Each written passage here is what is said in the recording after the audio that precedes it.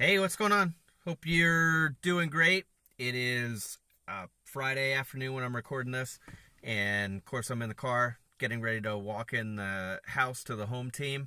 And thought for the day, and what I worked on today with a business owner, founder of a startup firm who is currently at $5 million, three full time business to business enterprise salespeople. We had an initial deep dive into his business. Not happy, stuck, not where he wants to be. Wanted to be at 10 at this point, and also did not want to still be the primary driver of the business, driver of revenue, doing lots of travel. Great guy, great product, great service to other folks, and he's a great salesperson.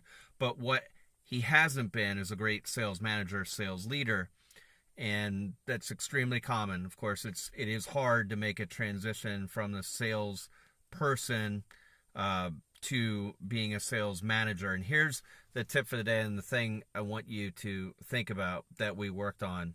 Now, in his case, and in many of your cases, many of the clients I work with who are wearing the sales manager, the VP of sales hat, but they're the owner, CEO, and the primarily responsible for revenue. The tough thing is he's been doing some joint sales calls with potentially big revenue clients. And so one of the things we talked about was how important it is when you're in the moment with a salesperson on a joint call, which, whether you should go on joint calls or not is another topic for another day. But the fact is, probably most of you are doing it. Here's the important thing, and what I want you to think about. You must pay more attention and primary attention to your salesperson and what they are doing, what you believe they're thinking in the moment. It's good to make notes if you are joining them, and it's important to not be primarily focused on what the prospect is saying.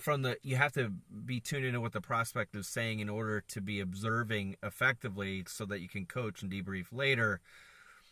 But your thinking has to shift from the thinking you had when you were a salesperson, and when you're in, and it has to shift from the way your thinking is when you're in the salesperson's role still, to being the coach, to being the observer.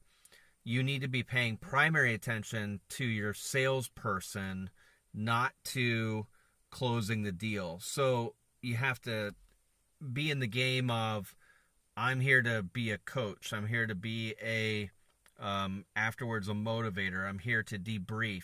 I'm here to help grow my sales organization, develop my salesperson, not for the purpose of closing the deal. And let's just call it what it is. And he and I talked about this. That's really hard when you're still in the stage where you need and want that deal.